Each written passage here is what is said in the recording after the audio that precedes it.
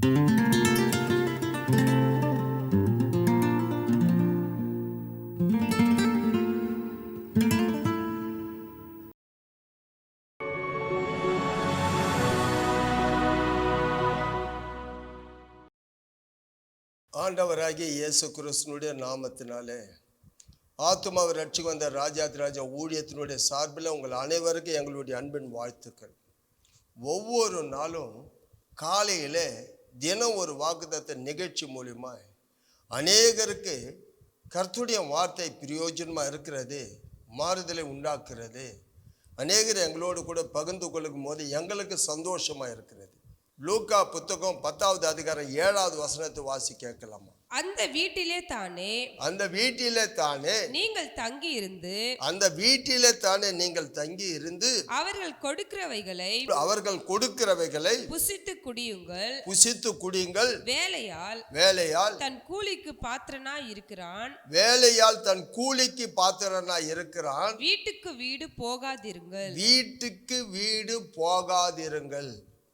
இன்னைக்கு ஆண்டவர் பிள்ளைகளை இந்த காலையில் என்ன தலைப்புன்னு கேட்டிங்கன்னா, வீட்டுக்கு வீடு போகாதிருங்கள். யாருக்கு? தேவனால் அழைக்கப்பட்ட நமக்கு, தேவனுடைய வாக்குத்தத்தம் பண்ணப்பட்ட நமக்கு, உனக்கு என்னது தேவை என்று அறிந்தவருக்கு, ஒவ்வொரு நாளும் நம்மளை போஷிக்கிறவர் சொல்லுகிறார், ஒவ்வொரு நாளும் நம்மை பாதுகாக்கிறவர் சொல்லுகிறார். இன்னைக்கு நம்ம தேவைக்காக வீட்டுக்கு வீடு போகாதிருங்கள் என்று சொல்லி, வேலையால் தேவனால் அனுப்பப்பட்டவர்கள், தேவனால் அழைக்கப்பட்டவர்கள். ஏன் கேட்டேன்னா, தேவனுடைய பிள்ளைகளே, என்னுடைய ஊழியத்தின் பாதையிலே நான் கற்றுக்கொண்ட பாடம் அநேக விதத்தில் ஆண்டவருடைய சமூகத்திலே காத்திருக்க ஆண்டவர் என் இருதயத்தில் ஏவப்பட்டபடினால் இதை நான் உங்களோடு பகிர்ந்து கொள்கிறேன். ஏன் வீட்டுக்கு வீடு போகக்கூடாது அப்படின்னா, நீதிமொழிகள் புத்தகத்தில் 25வது அதிகாரம் 17 வசனம் வாசிக்கலாமா? உன் அயலான் நல்ல கவனிக்கணும். அயலான் சலித்து உன்னை வெறுக்காதபடிக்கு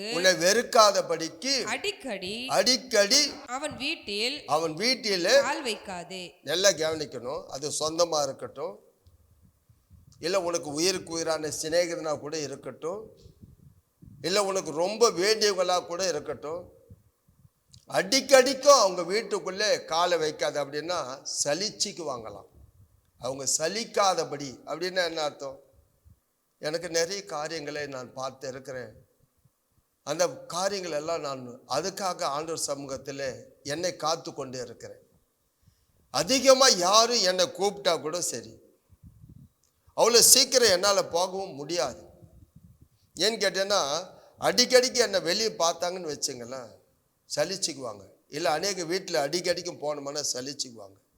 அப்படி இருக்கும்போது என்ன அர்த்தம்னா, உன் உறவுகளாக இருக்கட்டும், உன் சொந்தங்களாக இருக்கட்டும், நீ அடிக்கடிக்கு அவங்க வீட்டுக்கு திரும்ப திரும்ப திரும்ப போகும்போது அவங்களுக்குள்ள இவங்களுக்கு வேறு வேலையே இல்லையா, எப்போ பாரு வந்துடுறாங்க அப்படின்னா வாயில் சொல்ல மாட்டாங்க, இருதயத்தில் சலித்து கொள்வார்கள்.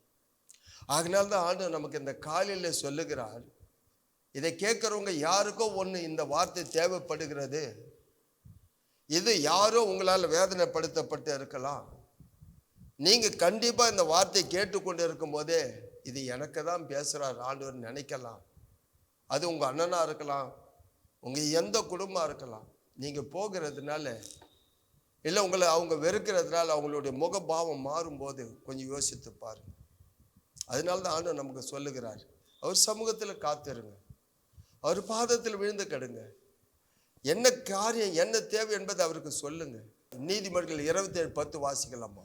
உன் சிநேகிதனையும் உன் தகப்பனுடைய சிநேகிதனையும் விட்டு விடாதே. உன் ஆபத்து காலத்தில் சகோதரனுடைய வீட்டிற்கு போகாதே. உன் ஆபத்து காலத்தில் உன் சகோதரன் வீட்டுக்கு போகாதே. உனக்கு ஒரு கஷ்டம் வந்ததுன்னா, உனக்கு ஆபத்து வந்ததுன்னா, உண்மையிலே நிறைய காரியம் பார்த்துட்டு நாங்கள்லாம் கடன் தொலையில் இருக்கும்போது என் சொந்தங்கள் எல்லாரும் என்கிட்ட நல்ல வசதி வாழ்ந்து உயர்ந்தவங்க. ஆனால் அதே நான் எல்லாத்தையும் இழந்த போது, எனக்கு கஷ்டமான நெருக்கமான நேரத்துக்கு போகும்போது உண்மையிலே சொல்ல, ஒரு சிலர் உதவி பண்ணிட்டு சொல்லி காட்டினது என் இறுதியும் வலித்தது.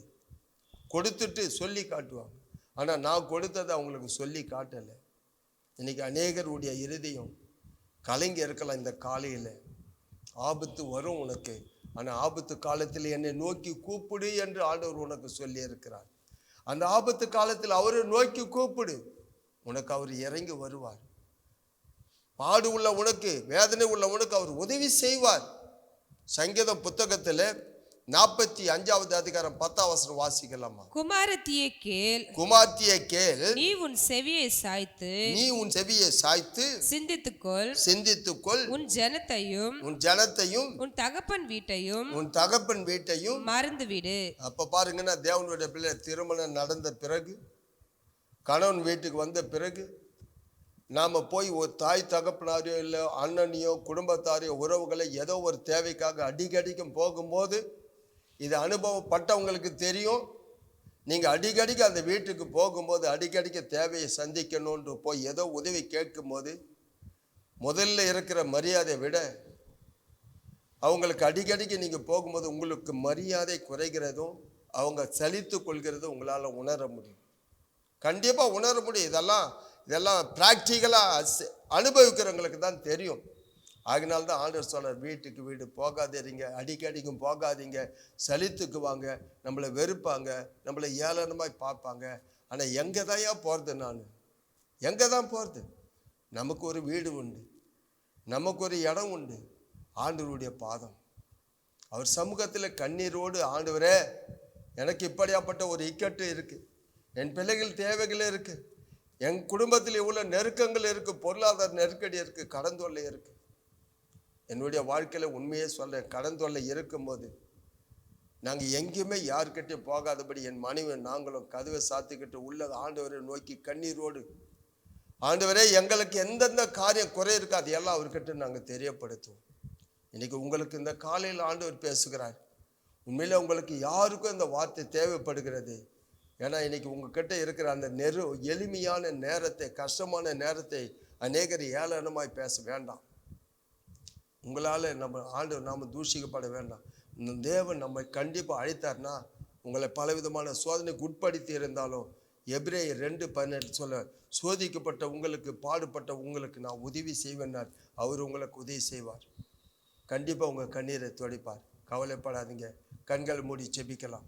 மகா இரக்கமும் கிருபை நிறைந்தவரே, நேற்றும் இன்றும் என்றுமே மாறாமல் இருக்கிறவரே, ஆண்டவராகி இயேசு கிறிஸ்துவினுடைய நாமத்தினால இந்த காலையில் ஆண்டவரே எங்களுக்கு ஆண்டவரே உதவி செய்வதற்காக, உதவி செய்வார்கள் என்று சொல்வதற்காக அநேக இடத்துல நாங்கள் அடிக்கடிக்கு போய் இருந்தாலும் ஆண்டவரே அவங்க எங்களை அலட்சியம் பண்ணி இருக்கலாம், எங்களை ஆண்டவரே அவமதித்து இருக்கலாம், சலித்து போயிருக்கலாம் எங்களை கண்டு. ஆனால் நீங்கள் எப்பவுமே சலிக்க மாட்டீங்க. உங்ககிட்ட நாங்கள் திரும்ப திரும்ப வரும்போதெல்லாம் எங்களை ஆண்டவரை பக்கத்தில் வந்து, எங்கள் அருகில் வந்து கூப்பிடும்போது எங்கள் மன விருப்பத்தை எல்லாம் நிறைவேற்றுக்கிற நீங்கள், ஆபத்து காலத்திலே ஆண்டவர் உம்முடைய பாதத்திலே ஜெபிக்கும் போது எங்களுக்கு உதவி செய்கிற நீங்கள், இதை கேட்டு என் பிள்ளைகளுக்காக இறங்கி வாங்கப்பா, தயவுசெய்து இறங்கி வாங்க. ஆண்டவரை எங்கே போகிறது, யாருக்கிட்ட என் குறைய சொல்லுதுன்னு கண்ணீரோடு இருக்கிற பிள்ளைகளுக்கு உங்கள் கண்களை கிருபை தந்து காத்துக்கொள்ளும். இயேசுவின் நாமத்தில் ஜெபிக்கிறோம் நல்ல ஆண்டவரே, ஆமென்.